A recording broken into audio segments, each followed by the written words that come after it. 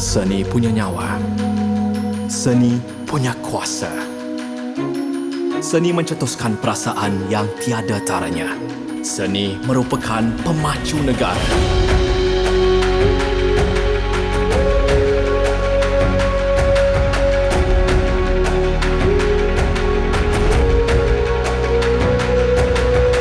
Seni menyatukan kita dalam meraihkan dan menyalurkan tenaga kita ke haluan baharu. Pelaburan demi kesenian Malaysia adalah pelaburan demi jiwa kita. Seni mewakili sejarah terindah dan masa depan kita. Cendana mendorong kita ke hadapan.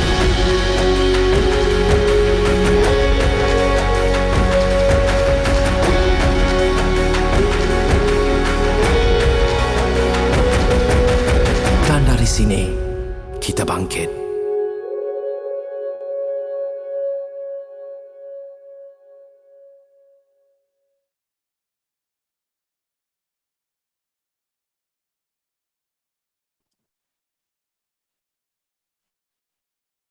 Hello and a very good morning, everyone. Welcome to the Cendana's Open Art classes. My name is Hanani and I will be your moderator for today. Now, I would like to apologize on behalf of the team because of the technical glitches just now. Hopefully now that everything will be going on smoothly onwards. Okay, Open Arts Classes is a series of arts classes specially curated for Cendana's umbrella event Art in the City. Open Arts Classes, or OAC, is held from 29th October to 21st November 2021. Now, OAC features instructors that are of caliber and experiences to share with you of their knowledge on topics that are chosen depending on their art form and expertise. For more information on OAC and AITC, please visit www.baskl.com/AITC. Today, we are grateful to bring you here on a very beautiful Saturday morning, Dr. Welyn Jeffrey Jehom today, or she prefers to be called as Welyn. Before we start, let me read some of the housekeeping rules throughout today's session. Now, firstly, to ensure clear audio quality, we will mute your audio and video throughout the session, except during the Q&A session. We will also be recording this session. Please share your question in the chat box and the moderator will put forward your question during the Q&A session. Now, please respect all participants and the speaker throughout the session, and please introduce yourself in the chat box below. We would also appreciate your support in filling our survey feedback form, which a link will be given in the chat box, and the same link will also be provided once you click the leave button later at the end of the program, where you will be directed to a website to fill out the survey form. Now, please avoid using any crass language, unconstructive feedback, and or leaving spam comments. With failure to do so, failure to respect the session, the organizer reserves the right to exclude the attendee from further participating in the session. Now, before we start, hi Welyn, how are you? You're muted, Welyn. Hello, good morning. Hello, good morning. Nice to see you again. In my office now, you can see all the stuff behind me. Yes, it's more meriah now. Okay, thank you, Welyn, for attending our session today. We look forward to your topic, to your sharing, of course.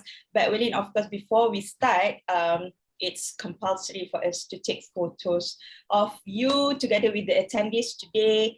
Together with us today, we have quite a number of participants with us. So I think now participants can, cooperate and switch on your camera to take photo with Welyn.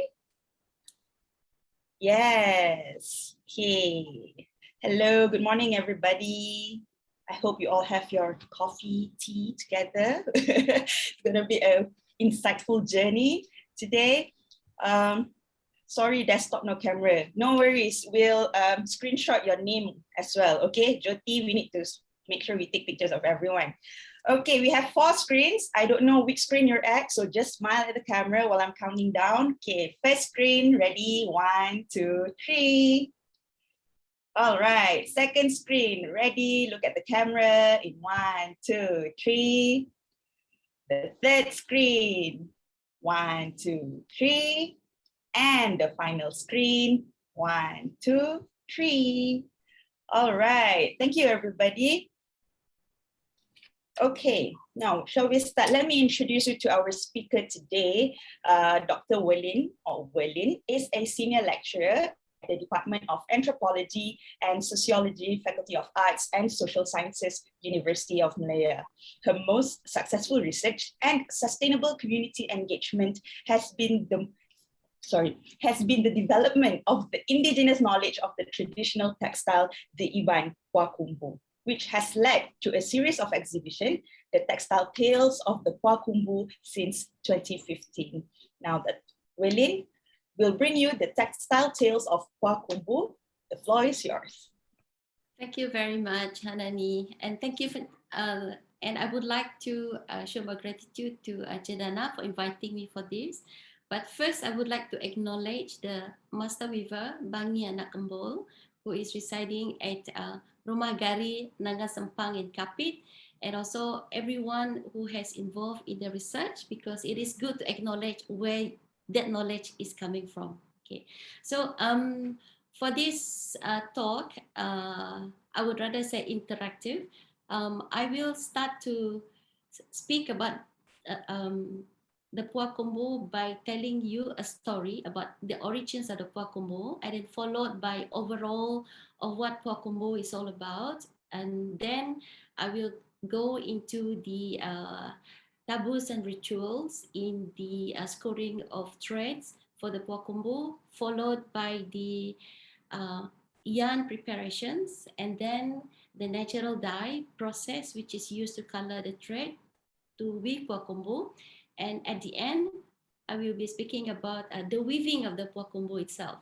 And you will be able to participate in the whole journey through the videos which I have prepared for this talk. Okay, so I would just like to give you an overview what is Kumbu means. Okay, Pua means blanket and Kumbu means to wrap. So it is basically a kind of blanket that you wrap around yourself, literally, if you would like to do that. But in the past, it was functioned as a shield, and it has been used for funeral, for birth, for weddings, and also for a lot of rituals. But it is depends on the design of the rituals, design of the Kumbu, and then it is usually hang at the wall of the longhouse. Okay, so all the informations that I'm going to share with you today are coming from the people from Rumah Gari in Kapit, and this longhouse was established in 1987, was formerly called Rumah Atong, Rumah Dampa, and Rumah Japong. Okay, so as the name of the longhouse changed following the current headman, and the longhouse has moved from the location at Lubuk Rau to Naga Sempang, and then had moved almost 20 times according to the Master Weaver, Bangi Anak Mol, the mother of the current headman. So she couldn't remember the years of migrating. So she's 78 years old this year. So all of this knowledge, it is coming from her wisdom. Yeah. Okay, so let me tell you the folklore's origins of the Kumbu weaving first. So the folk traditions of Iban weaving tells the story of a beautiful lady from the upper world who is known as Dara Tincin Temaga, the daughter of the god of war, Lang Singalang Burong, courting an ordinary man whose name was Menggin. So the story starts with Menggin, an Iban hunter who shot a beautiful bird with his blowpipe. So as he ran to retrieve his game, what he found was a woven skirt instead of a bird. So he kept the woven skirt as he had never seen one before. As he walked back, he stumbled on Dara Tincin Temaga. But she was very kind. So she kindly asked Menggin if he had seen a woven skirt. Menggin told Dara Tincin Temaga about the bird he shot with his blowpipe that turned into a woven skirt. And Dara Tincin Temaga claimed her woven skirt, and soon they were married and had a son who's known as Serat Gunting. Dara Tincin Temaga wove a pair of baju burung jackets for Mengin and her son. So she told them that if they would like to follow her home, the other world, they have to wear the jackets. When Darati Cintamaga decided to return to her home, Mengin and Sarai Gunting donned their jackets and accompanied her. Lang Singalang Burong posed a series of trials of Sarah Gunting as he did not believe that he was his grandson, but Sarah Gunting passed every trial at ease. Finally, Lang Singalang Burong acknowledged Sarah Gunting and taught him the rules of adat, customary law of the Iban, bird augury relating to farming and warfare, the ritual treatment for trophy heads, ritual for the dead, and all the rest of vast corpus of Iban law. So what I would like to share with you here is that Kumbu is not just merely a cloth, it is a sacred cloth. And the origins of the Kumbu weaving started with this story, according to the master weaver. And I am sharing it with you all because I would like you to know that the weaving of Kumbu has a lot of taboos, has a lot of rituals, it has a lot of functions, it has a lot of meaning. And each one of the textile, each piece of the design comes with a name, whether it's a long name, it's a short name, it also accompanied with poems. But the poem is to be translated into a kind of language and also stories that normal people who are non-weavers who will be able to understand. And in order to weave the Kumbu, a weaver basically have to learn the name, the motif, and then she will have to start from the most basic design to a more difficult design, because it is believed that if she is taking the burden of weaving a design which is not up to her skill, disasters such as accident, or she will fall sick, because it has a very strong taboo, and there's a lot of not just copyright issues, but also there's a lot of things that she has to consider before she actually can put herself into that level to weave that particular design. Okay, so basically the Iban is renowned for their textile weaving heritage. Yeah, so it is a very exciting textile that one have a look, one will fall in love, because it is not just about the stories, it's not just about the life of the Iban, but it include the cosmology. It tells the story about the gods and goddess and the important superhuman beings that actually directed and also govern Iban livelihood, rituals, their life in this world, and the connections with the other world is very strong. And the link between the Iban world with the other world is through this Kumbu. And that's the whole reason why during healing, for example, the manang or the shaman has to wear a woven jacket, because it is believed that it is actually the tool that is connecting the manang with whichever superhuman being that will help him in order to heal the person or to heal the longhouse. Okay, so I would like to show a video. If the video on the corporate can be played first. Thank you. The Kumbu, the hand-woven warp ikat textile of the Iban, represents the heart of Iban culture. Depending on the design, it is an historical archive, a mythological or religious story, or a personal tale of the weaver and her relationship with the spirits. Our journey begins in Cebu, in the state of Sarawak, East Malaysia. We take an express boat for 4 hours upriver to reach the town of Kapit. The final part of the journey to the longhouse Rumah Gari takes us from Kapit by express for about 3 hours to reach Nanga Kain Jetty. We transfer to the narrow, nimble longboats that whisks us upriver for another 2 hours. This is the only way to get to Rumah Gari, and arrangements must be made early before the trip.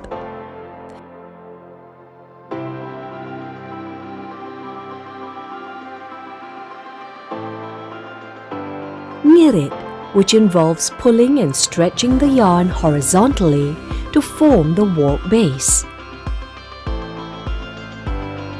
Ngarap, the selection of alternate warp.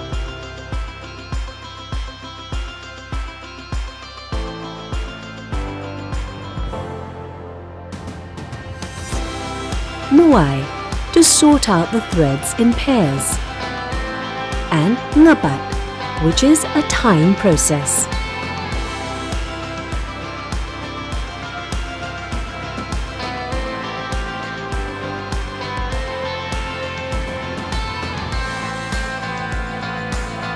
The Iban have traditionally made use of a large number of plants to produce a range of rich, beautiful dyes.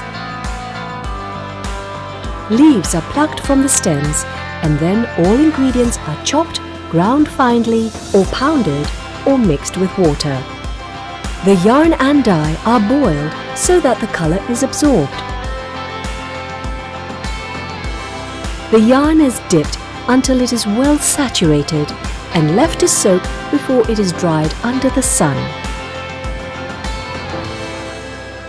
After the dye process, yarns are further prepared by tying sections to build up the pattern. In order to prepare for the weaving process, the yarns are unfolded and carefully arranged on a wooden frame.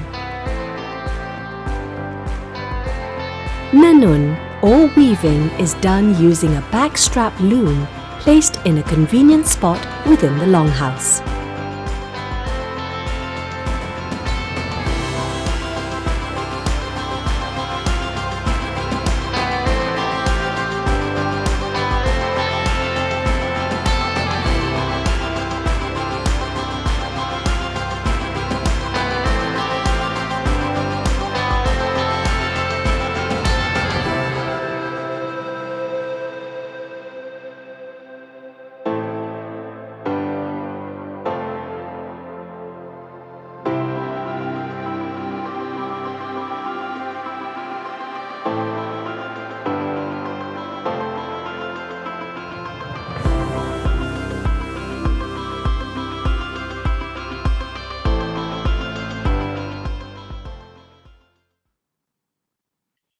There you go. I hope you like that brief videos, and that is basically what we are going to discover today until 12 o'clock, I believe, with the Q&A.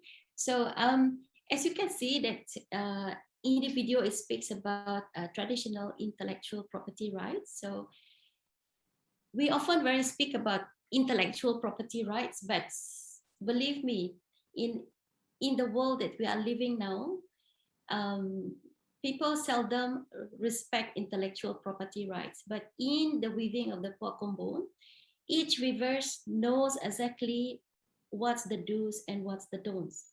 They will not simply weave another design unless they have asked permission. And usually permission will be granted if the weavers feel that this weaver is worthy of this design. Yeah. And the whole reason why sometimes a weaver may not ask the other weaver to weave their design because they're scared that the other weaver might not be able to handle the energy or the complications while weaving this design. I have heard of a few stories from the master weavers informing me that a few of the designs have not been finished woven by another weaver because she could not stand the heat. The heat means the complications that she is going through while weaving this design. She might have dreams, she might have nightmares, she might have sickness in the time to complete this design. Okay, so and it is the kind of intellectual property rights that all of us should actually observe, because it's really respecting the artistry of the other person. Okay, I just want to give you and informations about how this Puak Kumbu is really, really important in the Iban community. So the significance of Puak Kumbu in the Iban ritual is undeniable. And it basically serves as a canvas of Iban cosmology, religion, and animistic belief, constructed by skillful, knowledgeable women weavers, guided by the supernatural beings, and communicated through incidents in their dreams, visions, and events. That's the whole reason why to the normal person, and also the stories, the write-up that we have read, very often Kumbu was called the dream textile, or they call the dream weavers. But I will explain to you later what does these dreams, visions, and events mean. Okay, but I would like to explain to you that in Iban cosmology, gods live in the upper cosmos. Below them are the deities, humans, life live on the earth, and as the spirit realm is everywhere. So Kumbu is believed to have power that comes with extraterrestrial phenomenon captured and pictured in the cloth. So this supernatural realm basically comprises two kinds of spirits, good spirits and gods, which is called Petara, and the other one is called bad spirits, which is called Antu or Grasi. You know, all this Iban name that is reflecting the other spirits that is opposites of the gods Petara. Okay, so Kumbu is very rich in motif, and I will show, and I hope to show you a few later, but you can see the two just behind me. The blue one has been woven by the master weaver, and the name of this piece is called Burung Ruai. You know, if you can see the bird. So it is basically speaking the ecosystem of this bird and its importance in giving the message to all the other animals in the forest. And for your information, this particular textile is very, very interesting because Burung Ruai is a messenger that speaks to every little animals that she or he has to find in the forest. And in the forest, in the Iban belief, there is always a place where a forest community come together. And when I speak about forest community, it's not just animals, insects, birds, but also certain spirits that guide the forest, that help to create balance in nature. Yeah. Okay. So, and when I speak about dreams, there are two types of dreams that we need to understand. The first one is that a dream that can be dreamed by anyone in the longhouse. And this dream, when they feel that they are obligated to inform the master weaver or to the headman, it is always linked to the imbalancedness of the longhouse. And this is the time when this community has to perform a kind of ritual. Okay, in those days, in those headhunting warrior days, they actually would go for a headhunting expedition, which is very sacred. It's not just to cut anybody's head, but it's just to bring that something to create balance again and to purify the longhouse with this new incoming spirit acquired from the headhunting expedition. Yeah, I mean, for us, it sounds very barbaric, but it is basically to create balance. Okay, but nowadays, and since headhunting has been banned, the longhouse that still practice this kind of belief basically organize rituals handed by conducted by the master weavers and how weavers, where they actually invite all the other weavers who would like to participate from the other longhouse, and they create this kind of ritual for cleansing, yeah, which is scoring and also I wouldn't say modern, scoring the white thread, the white raw cotton thread in this very specific ritual. There's a lot of ingredients and taboos that has to be observed, and it goes for 7 days. Can I have the ritual video to be shared with the audience, please?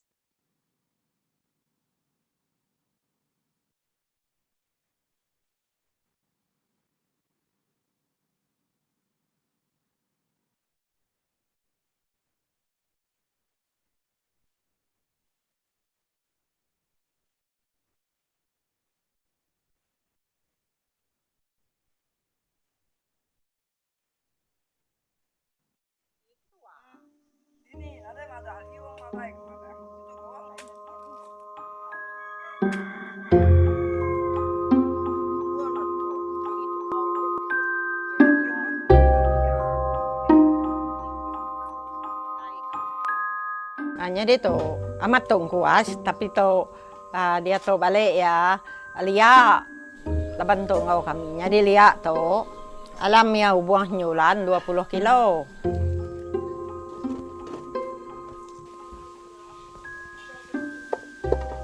Terus tu mereka nak tahu buai laban tu kebekal dulu yang kupulai. Laban dulu suba, bisa kami sekali suba kena buai uras tu.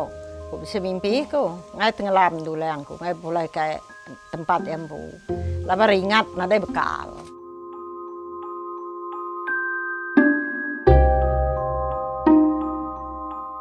Aku ka nyoba ni memang buang tu dulu. Jadi ngelama tu, amat aku suah ngal, tah nyulan ko, nunak ngisi dai ne ku inai ku, nyulan ko aku, bapa pemerat nanmu ku. 6 kilo 6 kilo na.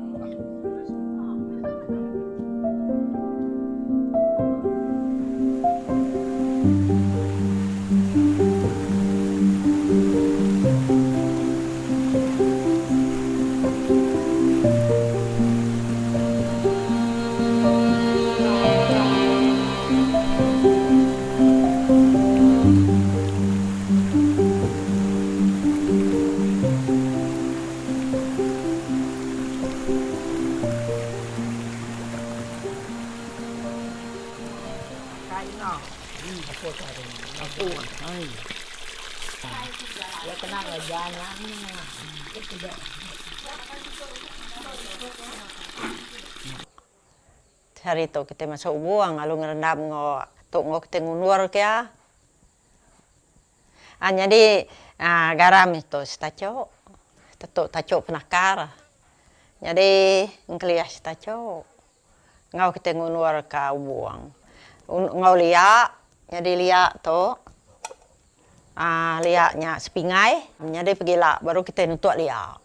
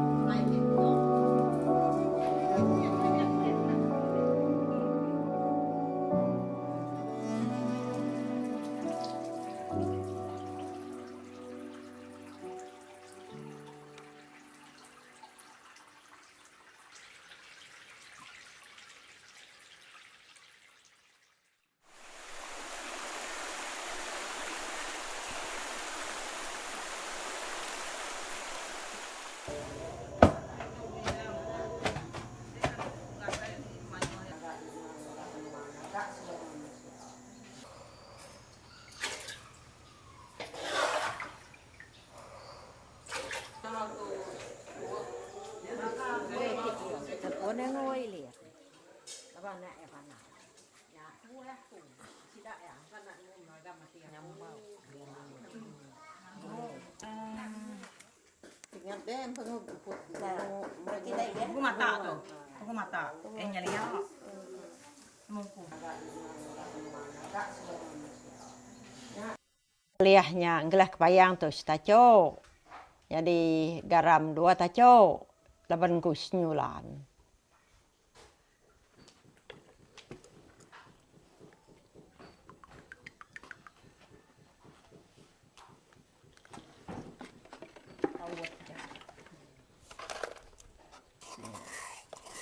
Ini kelih deh saya.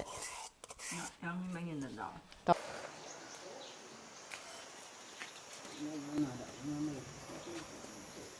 Kan wa hangat dilihat nuri yang kan.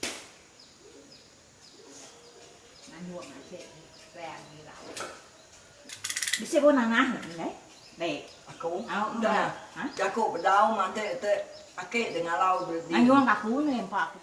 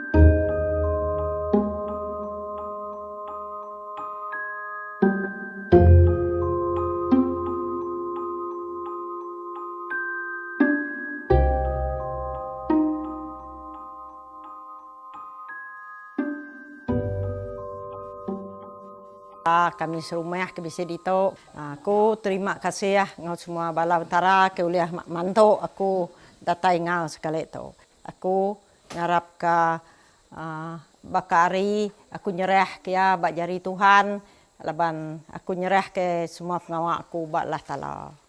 Tang utai ke dekat aku bakak sarito minta kita serumah tu anak belaya sarito. Laban ukai ke Tegal hari tubuhku. Ari sidi nai ku subak. Lalu kita tajak kita nak ngau ngempu buang. Taku minta kita sama gutoruyuang manik belak manik meliang dulang semua. Laban tu maya aku ngelesai ke semua utai kena mana ya abat tubuh kita. Abat pikir ngurundiang kita munyi ko jakok sidi ni subak. Aku ngemai kita belak gutoruyuang ame tajak nade mayuah. Aku ngomai kita sama sati dalam rumah garai. Jadi kita ini ubuang anak tujuan dari tengan.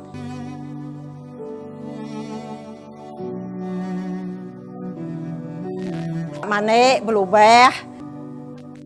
Ke dulu ke dudi. Yangnya maneknya ko sini ni.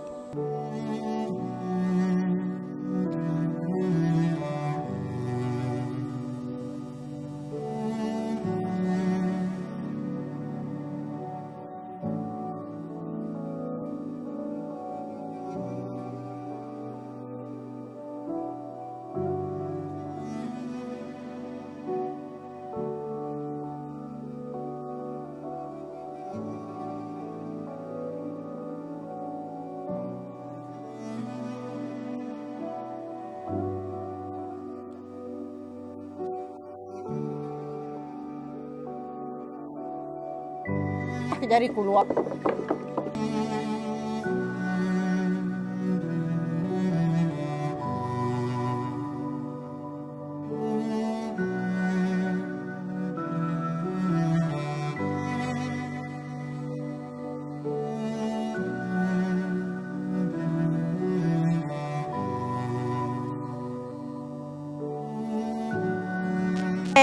Belah buah kita nangken duko meliang buang tu.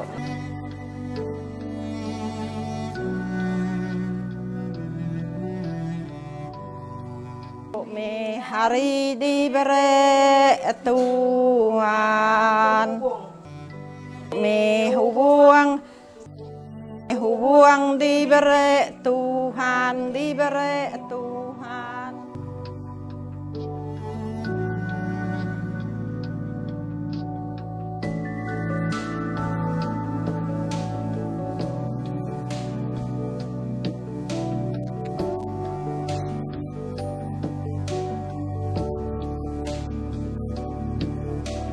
Diberi nuan.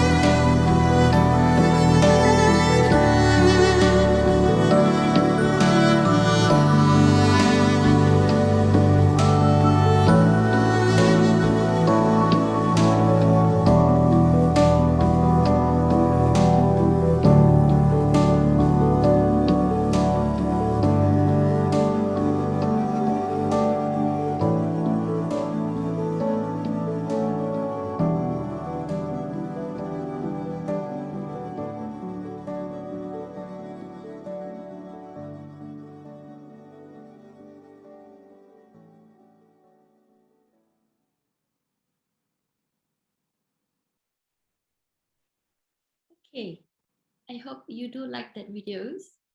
Every time I watch it, I feel very emotional because it gives you that kind of very spiritual journey.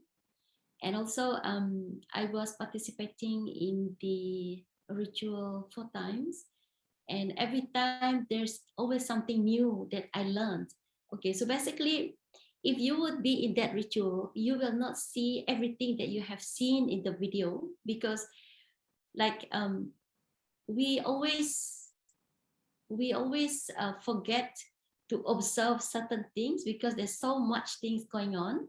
And basically after the fourth times of the ritual, that I managed to list down all of the little things that we have to observe in that particular ritual. So I have given you the whole picture of the ritual which is used to cleanse the longhouse. Yeah. So I would like to speak with you another. I will take your questions later. I will explain further, and I will answer all your questions at the end of the session. So the other dreams that I would like to share with you is a kind of dreams that being interpreted to create designs. Yeah. Even though if you speak to a lot of how to call it, Iban people and also collectors of Kumbu and those who knows a little bit of Kumbu, they very often said the design which has been innovated nowadays is not original design. You know, I refute that, because according to the master weaver, she was asking me the question, what if I would live in those days? Would my design be original? And just because I live at present, that a lot of people thought that my design is not original. But one of the things that you must understand is that all of these designs comes from visions, comes from observations. comes from understanding of the folklores and also comes from the understanding of what's going on around them. And as I mentioned earlier, Kumbu is a canvas of documentations of Iban life, Iban folklores, Iban cosmology, worldview. So anything related to the Iban, it is potentially be documented by the weavers in this piece of beautiful textiles. Yeah? So I would just like to share you a few wisdom words of the master weavers about the dream. So she had dreamed a few times. And one of the dreams that she allowed me to share with anyone who would like to know is at the time when she was dreaming about a group of people came to see her in her dream. And one of the person in the dream, obviously somebody that she knows who has passed, that has a lot of tattoos on the head, and the tattoo was very similar to the tattoo of the former headman. And he came with a few foreigners. When I speak about foreigners, they are from the West, like Europeans or Americans, whatever. But she was unable to recognize from which country. So this headman who has passed, informed Indai Bangi, saying that you must conduct a ritual because we are going to welcome a lot of people to our longhouse, and we need to create balance so that no one will have accidents or no one will harm themselves. And you also need to document what you see in this conversation in a piece of the one that you like, So that's when she started to interpret this dream and create a beautiful design, which she has not actually shared with anyone else except for family members. So it is supposed to be called Ulat Bulan, and I also do not have that piece of beautiful Kumbu. She only woven 2 pieces.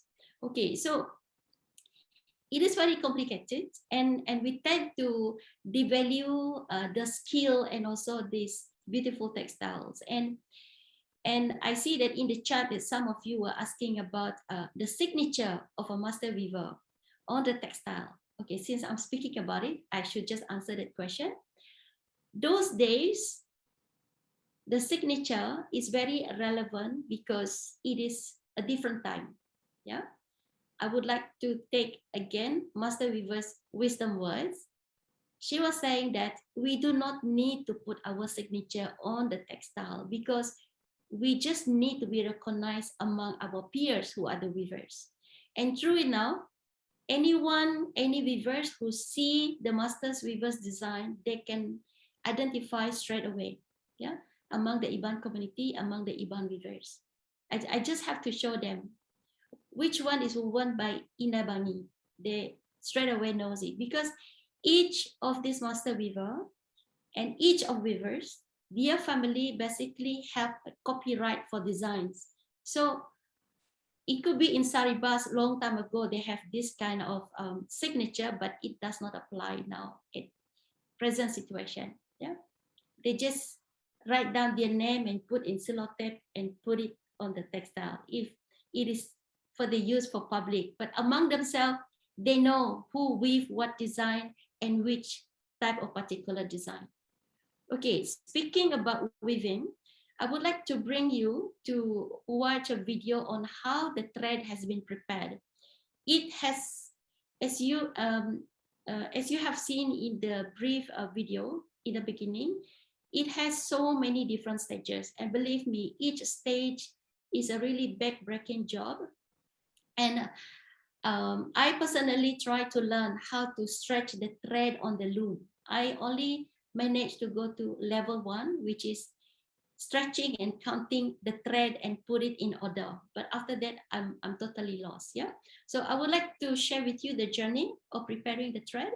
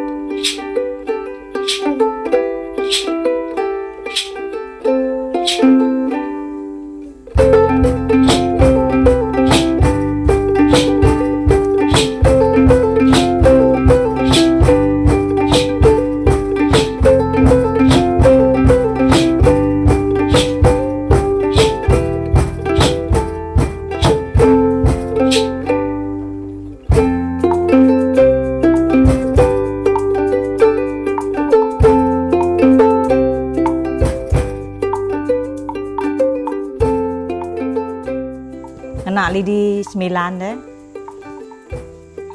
Kita ngait ke satu dulu deh. Ya. Satu. To ya 3 itik sida bergulai to. Jadi ya 11. Jadi mudah bergulainya. Jadi sekayo pun baru. Tu lale lantai. Pentingnya lale lantai tunggu angkat 1, tinggal 1, angkat 1, tinggal 1. Atau prabuangnya angkat 1, tinggal 2, angkat 1-nya.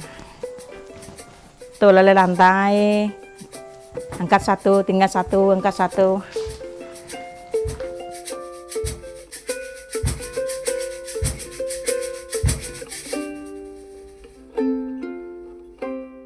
Terubah kita niap ke singkap ya. Singkap atau nitiah ke pemasai Bapak mayu.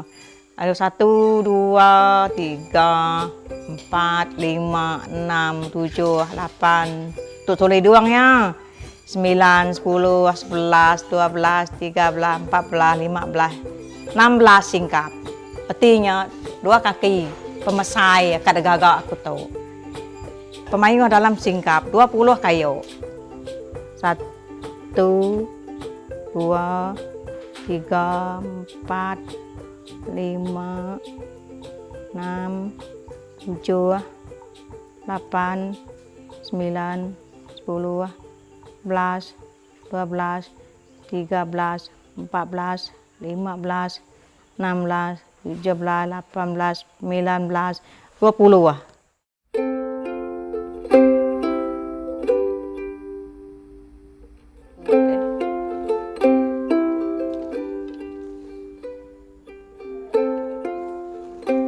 Bunganya tuh.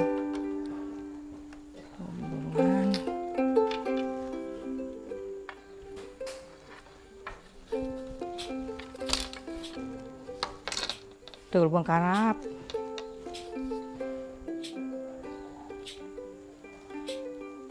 Tuh kayu karap. Pasuk ke situ aki ya. Tuh mang ke baru. Tuh mang ke atas. Tuh mang ke baru.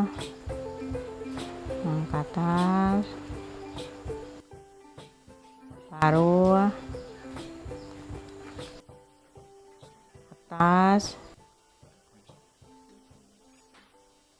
baru, atas.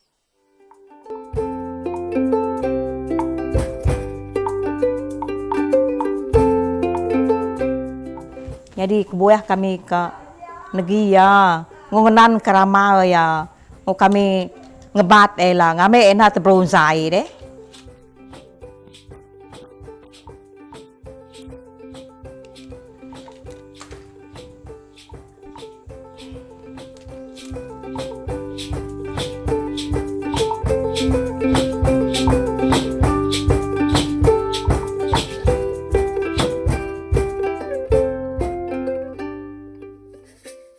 Bisa kayu, ate nade kayu nyup ceh buah ha, nyak buah teh ngagak kayu tu.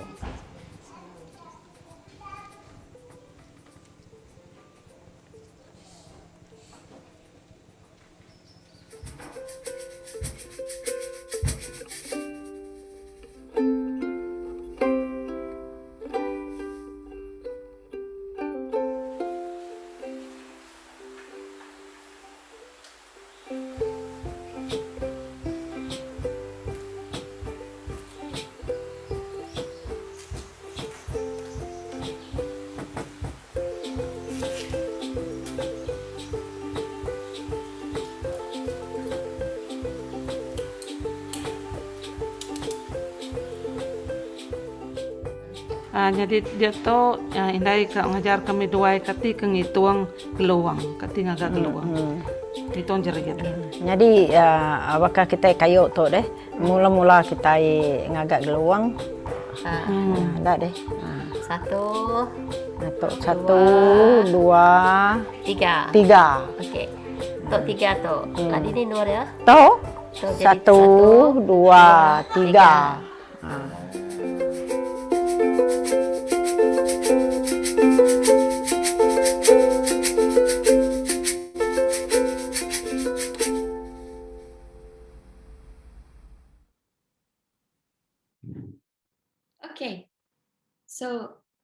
just a brief ideas about how the thread is prepared. Okay, I saw a comment about yellow thread. What she's doing with the yellow thread is creating the string handle roll. Okay, so I'm an anthropologist. I'm not a weaver, so I basically look at how these practices is done to uplift their livelihood. So all this kind of recording that we've done is to capture overall, and the discussions for all those techniques can basically be done in another session. Yeah. Okay. So in each of the stage of these yarn preparations, it will take between 1 to 2 weeks, depends on the speed of the speed of how they can produce. And as you can see, because one of the participants here was asking why there is no men involved. Okay, in the ritual, men are involved as well, but not in the event itself. Men are basically involved in the preparing of the pillars, carrying heavy things. So they also play a very important roles in the ritual preparations. But when it comes to the ritual itself, men are not even allowed to be inside the group of the women, but they can sit on the side and observe. And basically in all the rituals that I have participated, the men were actually drinking rice wine while watching the woman working very hard to conduct the rituals. Yeah. All right. So I can't say much about the thread preparations. That's the whole reason why I have shown you the videos. But I would like to move to the aspect that I love so much, which is the natural dye. And if you can see that some of the textiles at the back, and one of you was asking about the burung ruai. So burung ruai is this one, yeah, the blue one. Okay, so there are 3 main different colors, and the one that I'm wearing now is also natural dye. So the blue one is basically known as now it's not indigo ferra, yeah. It will explain it in the video later. Suddenly I forgot about the name. But the yellow is called Fibraria tinctoria, which is in local. It is actually called akar penawar landa. And it is very interesting how they started to use the yellow color, according to the master weaver, because she was the first one who used Inai Bangi, and it was about 10-15 years ago. And the root from akar penawar landa is basically to cure stomach ache, also stomach problem. She collected it from the forest in order for that purpose, and she actually soaked it in the bucket of water to keep it fresh. Yeah. So, well, her towel actually fell down in the bucket, and the next day it was very yellow.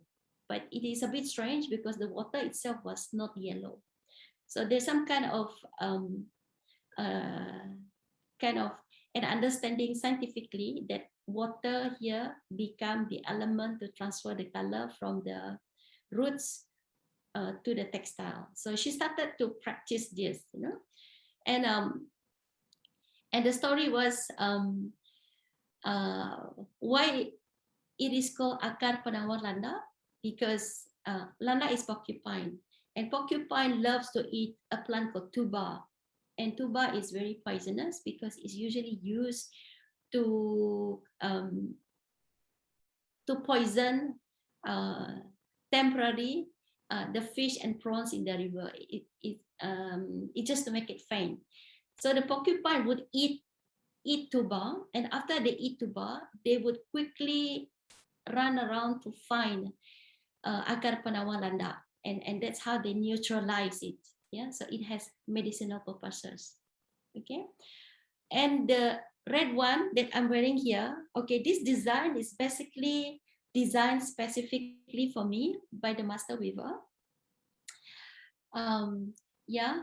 Why are most poor Kumbu in red? Are blue was common? Okay. Why most poor Kumbu in red? Because at the time that was the only color that they have found.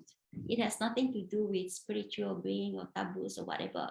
So it's very common plant, Morinda citrifolia, which we know as mangkudu. You know, mangkudu can grow just anywhere, and it is very easy to spread in the forest.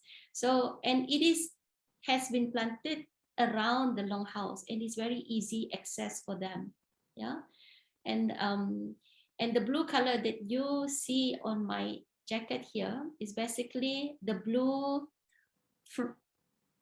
similar to the one at the back. No, every time I do it's different. Okay, that one. So it is called rengat or tarum in Iban. I still don't recall the scientific name, but never mind. So the blue tint has always been used together with the black, with the red, in order to create a darker color. As you can see on my jacket, there's some dark colors, and basically those days they do not do in a very short period like as they are doing now. They actually do fermentation. So when they want to have black color, they basically ferment the blue color inside the morinda, and it becomes really, really black as my black shear here. Okay, so can we watch the natural dye so that whatever I explain makes sense?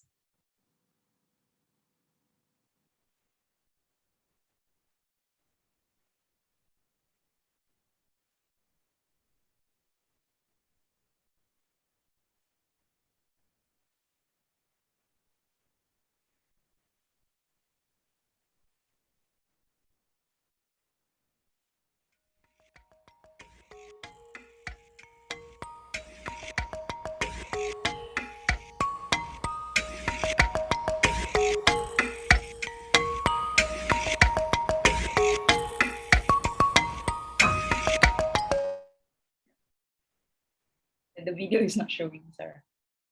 All right.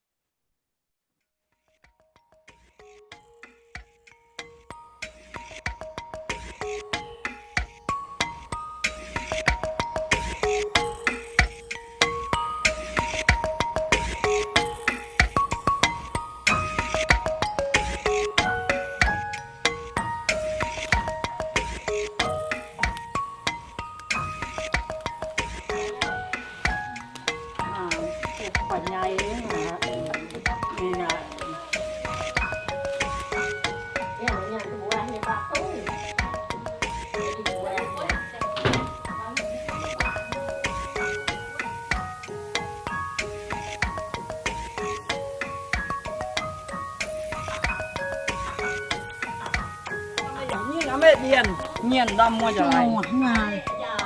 Đó.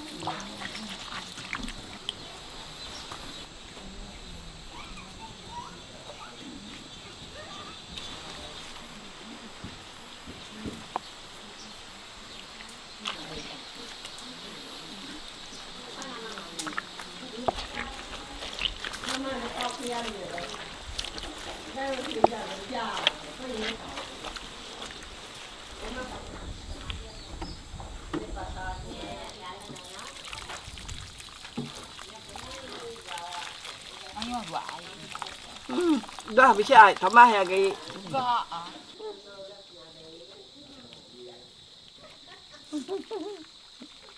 Berapa bulan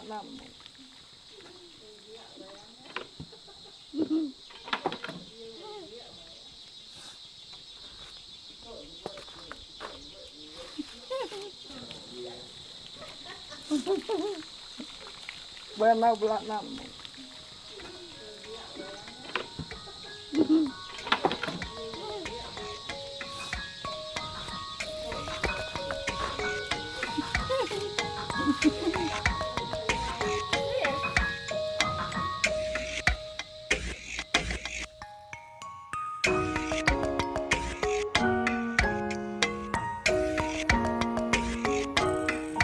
Duko deh bay.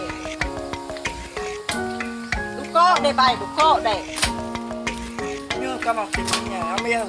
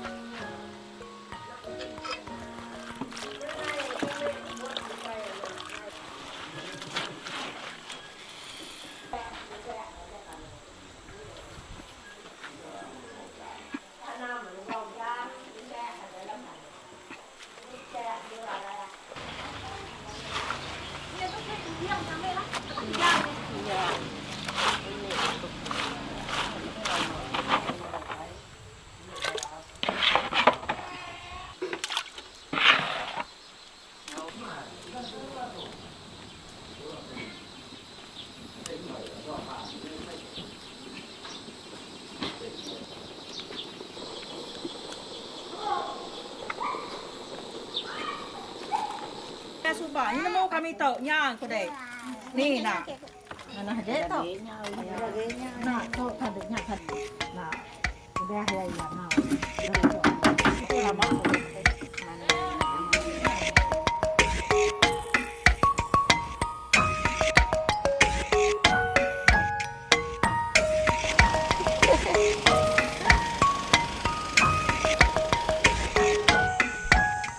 Be careful. So the big plant is here. Ada ni bunuh tu, nah. Nah. Aku kena jauh orang ke.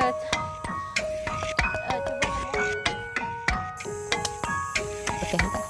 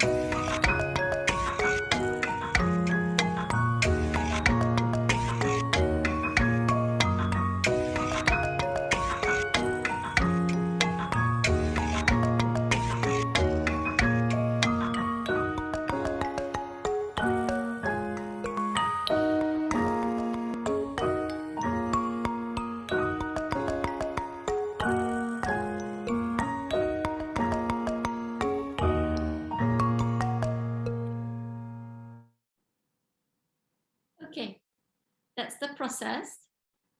And I think I will show you the videos and then we go into Q&A because I would like very much to answer questions than to explain something. There might be more things that it interests the audience than what I'm going to say. Okay, so those are the three main colors. Like I will just relate it to one of the question asking about are commercially poor sold in prints. Okay, basically, poor Kumbu I still sold as it is. It is still woven, and what you have seen in all those videos are still practiced until now. So currently, they are selling, and and I was helping them to promote and also to sell the Puak Kumbu, basically here in Malaysia, in KL, and also internationally. So again, we speak about intellectual property rights, traditional intellectual property rights.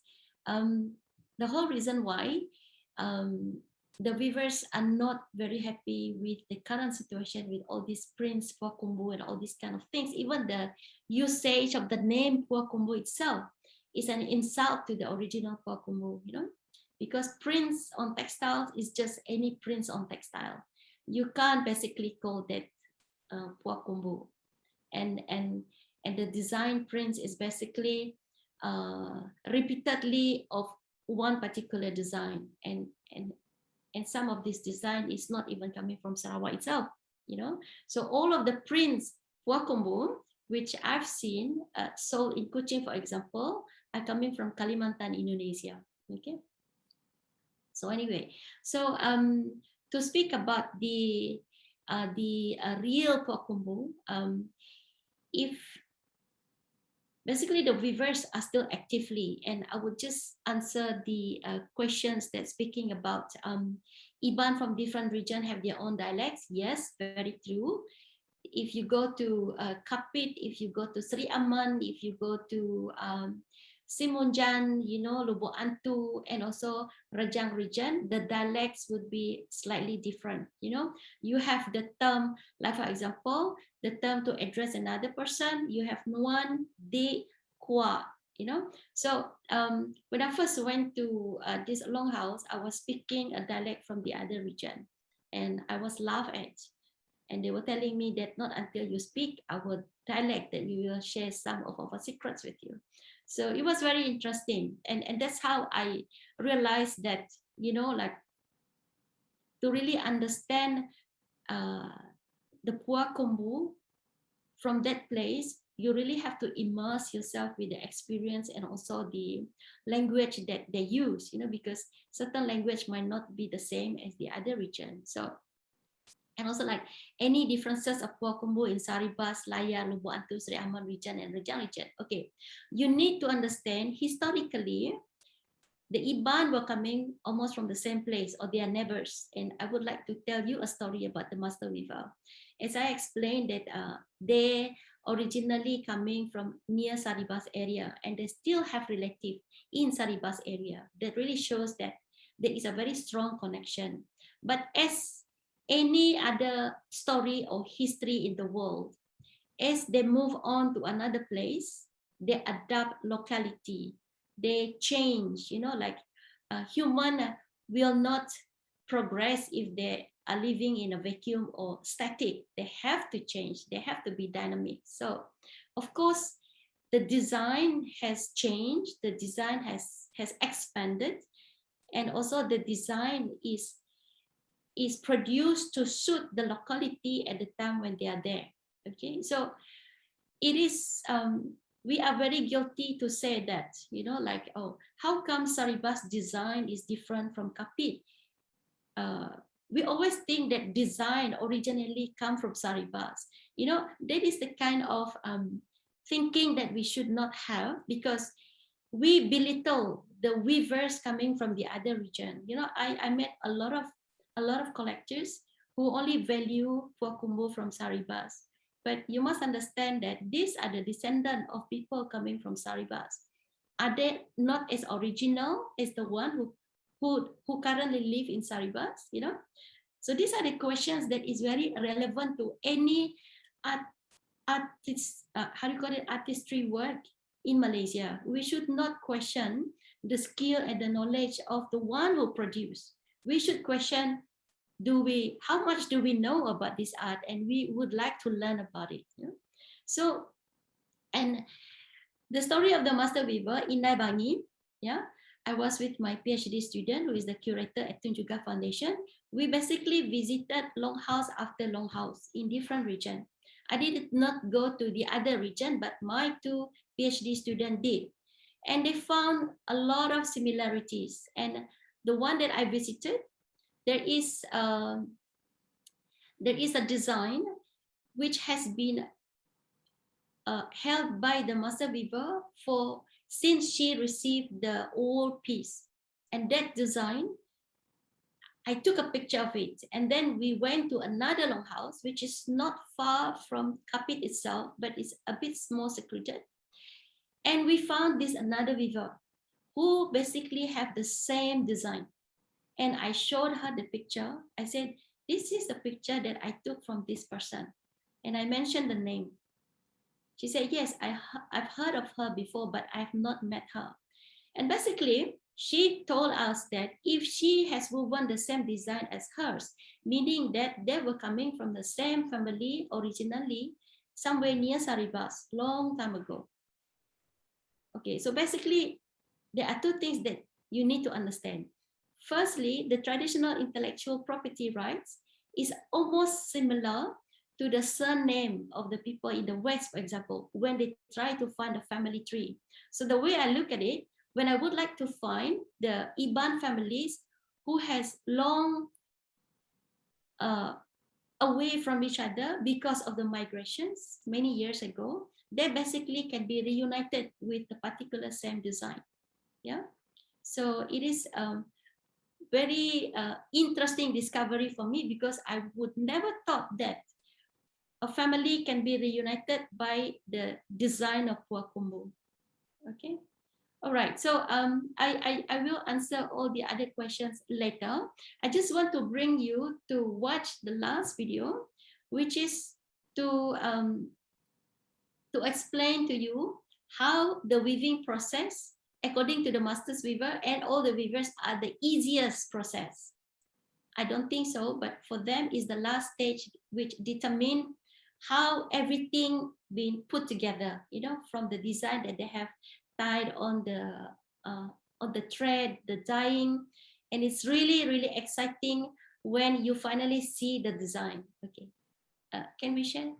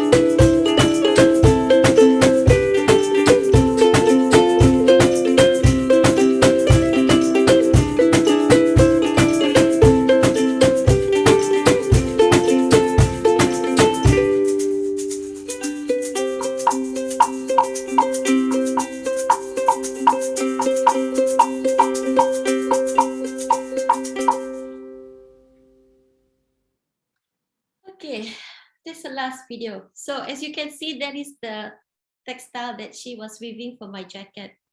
I did not ask for it, but she said, I will weave something for you so you can wear it. And every time we speak about the Kumbu, you must wear it. So that's the reason why I'm wearing it today.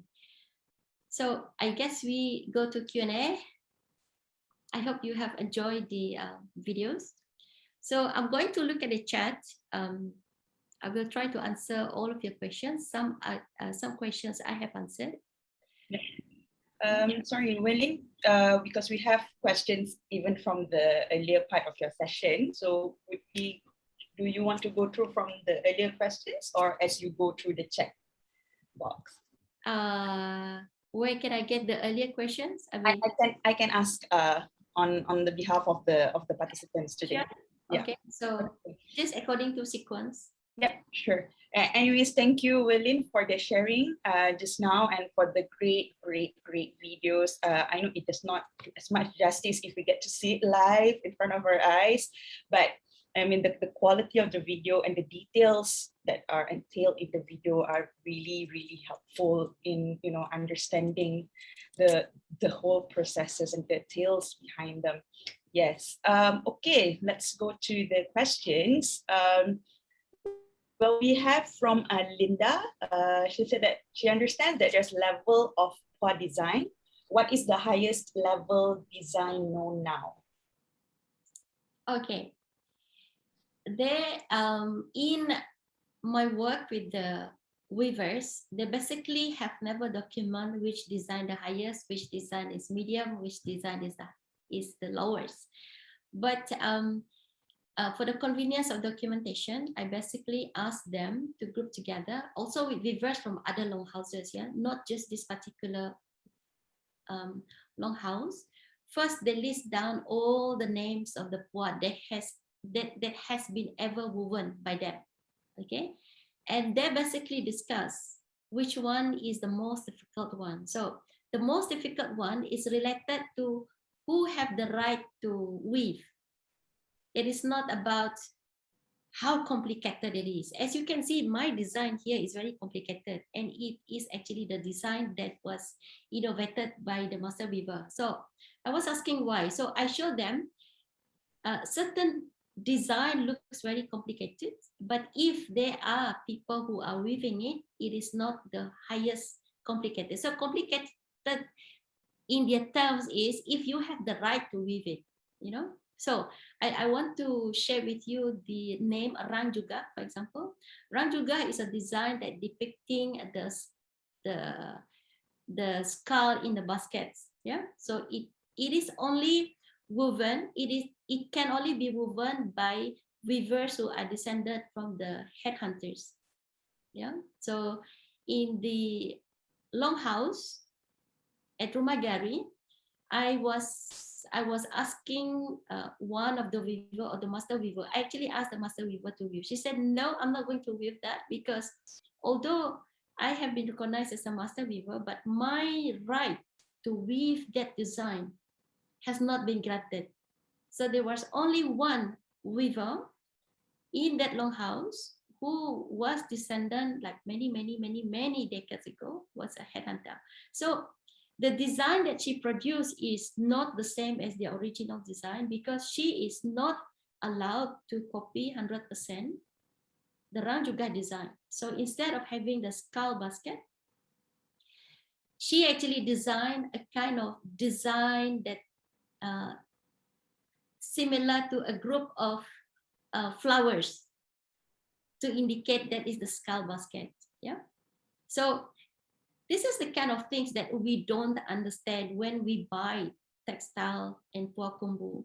We always say, oh, this is not original design. You better buy the other one. You know, like I heard a lot of this and it breaks my heart because most people, when they are not educated about all this design and what's going on around it, we tend to judge the current weavers. Yeah.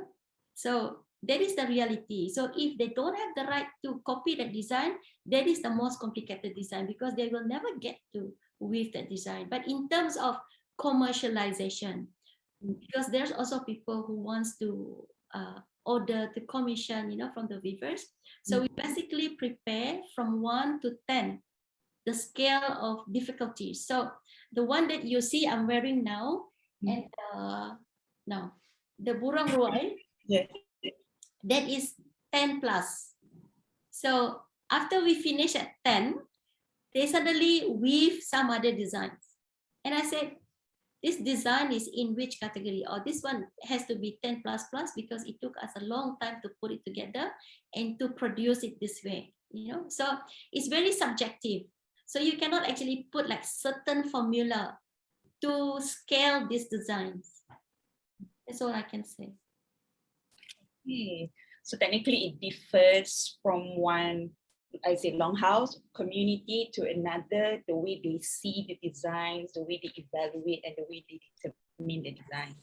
But I think that makes it more special than to go to the Kumbu. Yes, thank you, Linda, for the question. Next, from Marcus Boone, do we have a record of how many Pua master weavers we have in Sarawak, and perhaps how many recorded patterns available now? Oh. The title Master Weaver have 2 different levels, okay? So Master Weaver recognized by the peers of weavers, which is more valuable basically, but some weavers have been recommended by Sarawak State of Government, or through like Tun Juga Foundation, for example, or through Ministry of Tourism. They're being awarded master weavers like Adi Guru.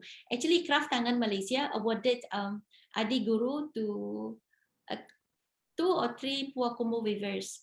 I think I don't remember the name, I'm sorry, but if you actually go to Craft Tangan Malaysia, they do have recorded there.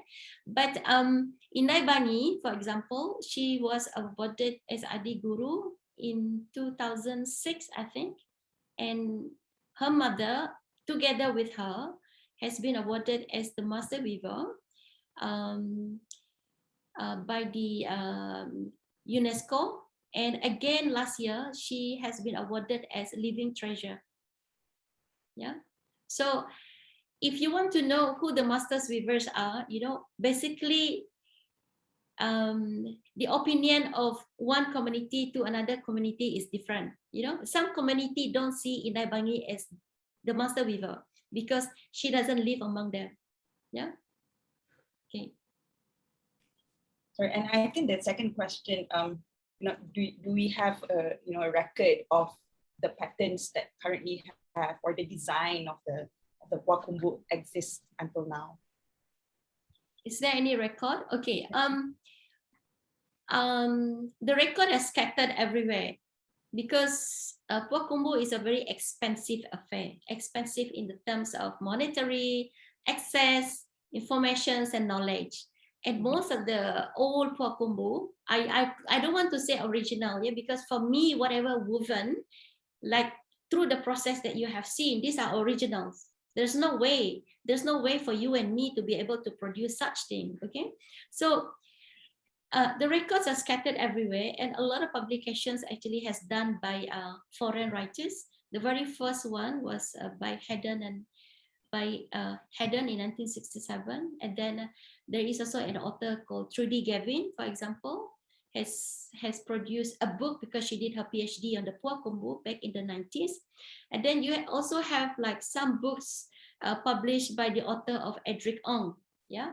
And then he basically published, I think, 2 or 3 books that show the design from this particular longhouse, but also some design from other longhouses. But if you really want to go and see the good record that produced by Tun Juga Foundation in Kuching, Sarawak, yeah, I think it's the family of Datuk Linggi as well is involved in this kind of collections. So not only they have the display, but they also compile, and one of the first book was written by she has passed, Margaret Linggi, and there's also coming up books written by French authors, written by Dutch authors. So it's scattered everywhere. So they always mix the Puak Kumbu from Sarawak and also from Kalimantan in their publications. And sometimes you don't know which one is coming from Sarawak and which one coming from the other. Yeah. Okay, thank you, Welyn. Next questions from Charlotte. Where can we read further about the different patterns or designs? So I think that the answer would be similar to the previous. There will be. I must tell you that most of the publications that showing Puak Kumbu pictures, normally it does not come with the explanation of the design. It only show the name. Sometimes not even the name, it's only the figure number. Okay, because in my experience of researching the Puak Kumbu, there are only certain Puak Kumbu design that the weavers would like to tell you the story, the design name. And I do have that difficulties when some of my friends, my customers bought the Puak Kumbu from me, expecting the name to be translated into English, expecting the name to be explained, and expecting the poem to be translated or to have the story with it, you know. But if the weavers have not shared with me, I will not be able to give you that story. And sometimes even the name I can't give you. If you like that particular design, so just embrace it, you know, just enjoy the designs and also what you can understand from it. Yeah.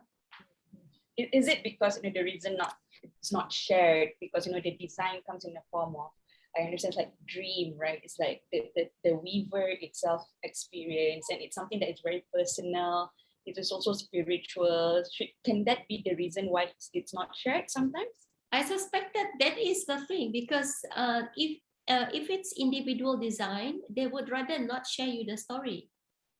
So it's like you ask somebody look at your picture, but they will not share your life diary, you know. It's something like that. But some of this design, they copy, but they don't know the name. They just know the design because the piece that they have copied does not have any name, but because it's nice and beautiful, they just want to reproduce it, you know. So I mean, why not? Because it is something that they can weave. Since it has no identification, so they can weave. If the textile, the design has a very clear identification, it's very hard for them to weave because they know its origin. Yeah, so there's just 2 ways going around it. Yeah. Okay. There's a question from Caroline here. Okay, if people nowadays they don't receive any sign or nightmare to do the pattern or the design, is it can they copy the pattern or design? And secondly, how much is the price of Puak Kumbu? Because different people producing at different prices. Yeah, okay. I like this question.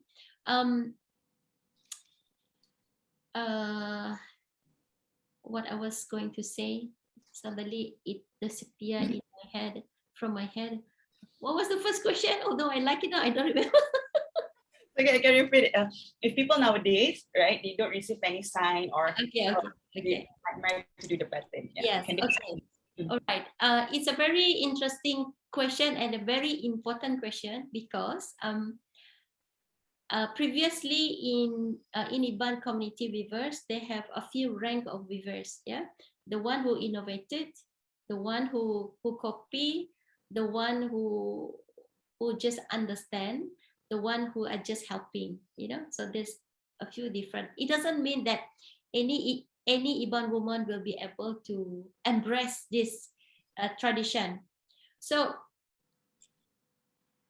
a lot of these weavers at present, they copy the design from what they have seen. There's just a handful one who actually innovate, yeah, who actually design. And as far as I know,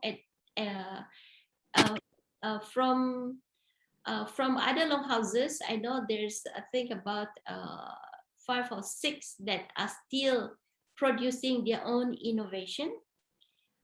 But in this particular longhouse where I'm working, there are basically only 2 that still innovate, that still produce their own design, because they tell me how they got the design. You know, like for example, a weaver, she is also called master weaver, although she does not had any rituals, but some of outsiders call her master weaver because of her skill. So basically, her name is Nancy Anak Ngali. Yeah, so she has innovated a design called the crab. This crab came from the river, and for few days she kept on saying this crab trying to get in, and the dog kept on showing it away, you know, but it never actually wanted to go. So finally the crab slowly crawled near her weaving area, and she got an idea. She said, okay, why don't I just weave a design which is called crab. I don't remember the poem now, but it is something to do with how the crab supposed to be in its life and not supposed to come to the longhouse. You know, the crab was supposed to live under the trunk in the river. So that whole design is speaking about that. I don't have it with me here, as I can show you. So it can also come from vision.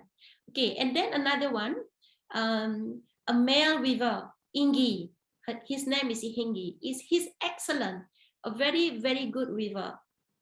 And he actually innovate all the stories, putting it in compilation from what he learned about every motif that he learned from the master weaver in Daibangi.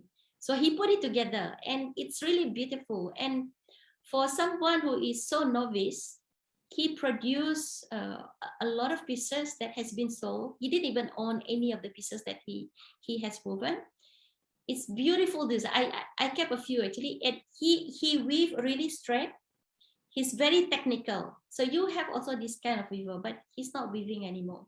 Yeah, and some of the other weavers, okay, when they copy, they put their own innovation in it. But if you enter a competition of Pua Kumbu, when you want to copy something, it has to be 100%. 100%, but look more beautiful. Then you win the competition. So the weavers have always been in a platform of very judgmental platform. They are very good, they copy, but they're also innovative. They want to put their own innovation. Then the master weaver say, you don't know how to weave this. Look, you don't do it 100%, you know. But they are unable to innovate the piece for themselves because they think that they are not good enough. You see, so it is also the feeling of inferiority complex. So it's very hard to be a weaver. If you dive down into the emotionals to be a very skillful weaver, it is very hard, and that's why it's called a war path. You know, it is a war. It is a war between themselves and the designs and also the beings. Okay, I hope that answered the question. Yes, I think it does to another level also. Well, how about the different prices of the Pua Kumbu? You know, because some are very expensive, you know, some not that expensive. So what makes it different? Okay, if you look, if you go to Facebook now, there's a lot of Pua Kumbu has been sold there. Yeah, and what I've seen on Facebook, most of these Pua Kumbu are dyed they use chemical dye. Okay, maybe some of them use organic dye as well, which they actually got from Indonesia, because Indonesia produced a lot of natural dye in terms of powder and also paste. Okay, so and why the prices are different? I mean, it's a very hard question to answer, because if I come from the weaver's perspective, I would be saying that is the price that we know. It was fixed by the Sarawak craft in the workshop. It was fixed by somebody who actually commissioned us to weave the pua and all these kind of things. But if you come to our community project, and also if you go to Magari, basically the price of the puak kumbu is based on the skill of the master weaver, of the weavers, not just the master weaver, and then plus the level difficulties of the design. And then the third one is the thread. What kind of thread your puak kumbu has? If it's filament silk, spun silk, bamboo thread, raw cotton, comb cotton, you know. And then we also introduced Madagascar silk, yeah, and also Thai raw silk, for example. So it is based also not just on the pricing of the thread, but also the difficulties and the complications of working with the thread. Okay, so brush cotton, comb cotton is much easier to work with compared to like raw silk from Thailand, for example, or the raw silk from Madagascar. It takes much shorter time. And if you use spun silk, it is easier because it is already prepared. For your information, for the ritual, they only use raw cotton. So that's the reason why in the natural dye video, you see that some thread you know, are very loose, and those you saw in that natural dye video are silk. So silk, you don't have to do that kind of scoring like you do for raw cotton, for example, because they have different type of ingredients that they put in the mixture of the natural dye to fix the color. Yeah, but when I say fix the color, I do not want to guarantee you that the color will not how do you call that, Run down. yes, run down, because it is natural dye. It's like your jeans. If you put your jeans under the sun, it's going to be faded as well. Yeah. This is the common sense or common thing that you have to know about dye. So anyway, the one that you saw behind me, no, there. Blue or the yellow one? The blue Okay. one, this is woven by Inai Bangi, and it's 6 feet by 2 feet, and it is actually on bamboo thread. So we have been selling this for 1,250 ringgit. Considering that, you know, all this how do you call that? That money is actually has been properly calculated, the raw materials, the labor cost, the logistic, the thread, the skill, and all those kind of things. Yeah. Yeah. And the yellow one, as you can see, because it's very rare, especially now that they have cut most of the forest, and also some of the markings that we made has disappeared. There's only 2 or 3 area where you can find the yellow color, which I guarantee in 5-10 years to come, you will not see these roots anymore. So that particular pins, now the weavers are much more demanding because it's very hard to find. They have to purchase the yellow color. We are selling it from 1,350 ringgit, 6 by 2. And both of these are not table runners. Yeah, these are show. Yeah. Thank you for the detailed explanation, Welyn. Now we know what comes into a price of a piece of kumbu. Okay, I find another question that is very interesting. I have a question on the everyday clothing.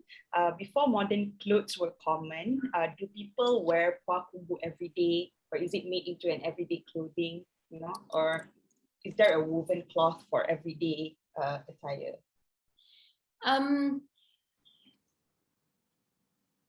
Yeah, I was asking.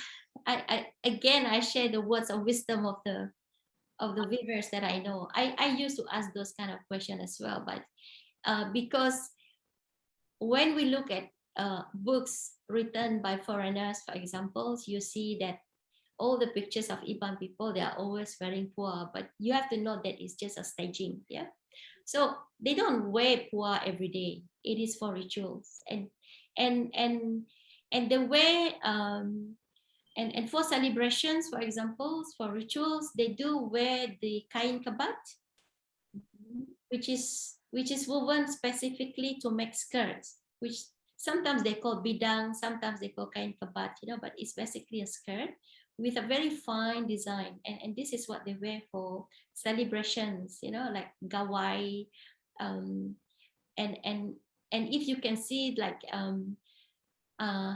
Miss Sarawak, for example, all those beautiful women who go for competition, Kumanggawai, for example, they would wear those kind of skirt, but they also wear kain karap. Kain karap is another way of technique of weaving. It's not the same as the puak kumbu.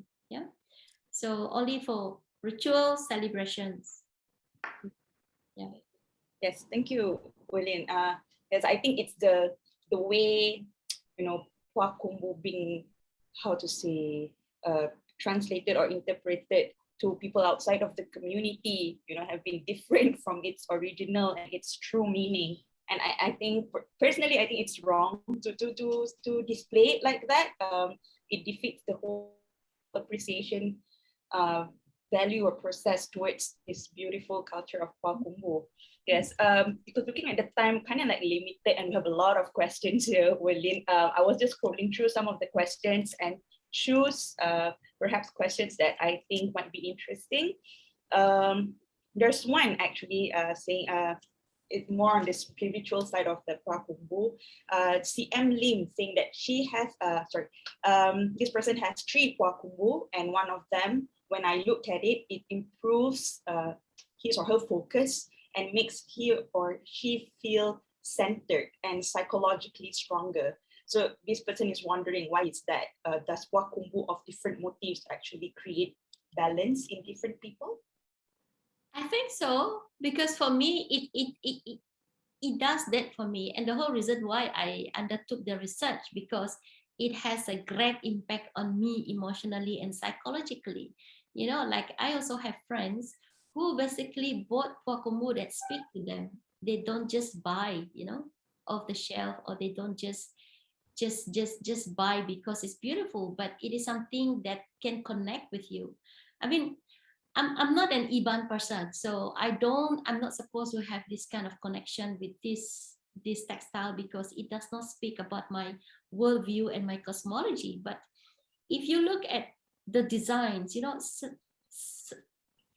I must say that it carries certain kind of sacredness and energies that can make someone drawn to it. Like I could not let go 30 pieces of the puak. I could not. A lot of people offer me a very, very high price. I just could not let go, because it feels like it's part of you when you buy it, when you own it. And that's the whole reason why the intellectual property rights of weavers has to be respected, because when they don't want to share with you the stories or the design, it is because of certain aspects. So it's like when you are drawn into certain design of this puak kumbu, it's like it's something that you cannot explain. So I do feel that like it is a kind of extraterrestrial energy, you just happily to believe that if it makes you happy, but it does. But please don't use your puak kumbu as a floor mat and put on the floor. It's very disrespectful. Yeah, I have a few people who came to me, can I make this as carpet? I said, no, I'm not going to sell it to you if that is your intention. No, seriously, I do that. I don't sell puak kumbu to anyone who wants to put it on the floor. It's disrespectful, and I was playing my responsibility to avoid that, so I don't sell it to you. Yeah. But speaking on that topic, right, Welyn, I think one of the ways to also appreciate and respect this whole tradition of puak kumbu, do you have any, larangan or things you cannot do when you own a puak kumbu?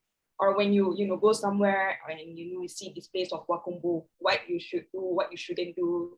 Do you mind sharing with us?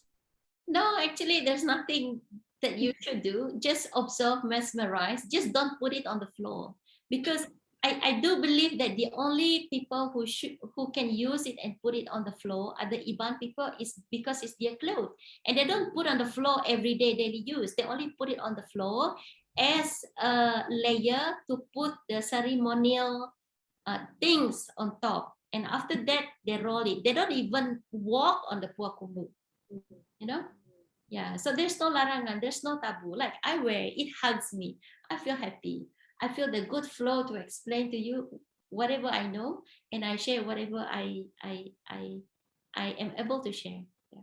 Yes, yes. Great. Thank you, Welyn, on that sharing. Seriously, me personally, this is actually my first, how to say, learning experience with Kumbu. I mean, I've heard of it, I've seen it, but never actually, go through the history or whatever. So I myself personally appreciate this session with you. Now that time is of our enemy, and she's a jealous mistress, so she can't time can't see us happily in this session. Anyone in the audience here today would like to get in contact with Welyn. Actually, Welyn has left us with her email, so if you'd like to get in contact with her, can I have the host to actually put the email in the chat box so everyone can just copy and paste and keep it in their address book. Also, before we go, I would like to again say our gratitude on behalf of Cendana and the rest of the attendants here to Dr. Welyn for the, I think, most inspiring session. What a great morning to start on a Saturday. Very insightful, very spiritual, a whole new journey. I think Kumbu itself, the practice, explains a lot and teaches us a lot about, appreciation, about spiritualism, even about appreciating the nature. As you see, they don't just throw whatever that has been used. Everything is reused, everything is recycled, and it's great to learn from these communities, looking at how the world is nowadays. I think we should go back to our roots and really appreciate nature around us, and I think Kumbu practice is a great way to look at it. Yes. Yeah. Yes. Awesome. Thank you again, Welyn. Hope to see you next time, and hopefully, if any tours available. On that note, can I just say something? Yes. If you really want to visit the Longhouse, it can be organized, but preferably if you go in a group and you actually indicate like a month before. So you can connect me on the email and just let you know. Tell me, yes, when you want to go. I can make arrangement with the Longhouse because the daughter of the master weaver is based in Kapit, and she is the one who will bring everybody to the Longhouse and arrange to experience the Kumbu. But the trip usually should be about 4 days, 3 nights. Okay. Normally, yeah. Yes, great. I see a lot of people here. Yes, I would love to go. Let's go on a trip. Agree. I mean, borders are now open. Just everyone please be fully vaccinated. Everyone is yeah. Okay. Yeah. Please go. I would encourage everybody to go. Great. Thank you again, Dr. Welyn. Everyone else, thank you for coming. Please do not forget to answer our surveys so in the hope that we can, improve whatever that needs to be improved for upcoming Cendana classes, Cendana online sessions and whatnot. Yeah, and also a reminder to everyone, this is only the second episode of Open Arts classes. We have more coming, all right? We have also, this coming 4th November, we have a class with Alina Murang, Jonathan Wong, Ketchin, and Joshua Maran, entitled Pahlawan Contemporary. So if you want to know more about the session, okay, do visit our website at basketl.com.my/AITC/OAC. Okay, Doctor, see you soon. Thank you. Thank you everyone for the questions, and I hope to be able to see you again. Yes, have a great day, everyone. Take care. Bye.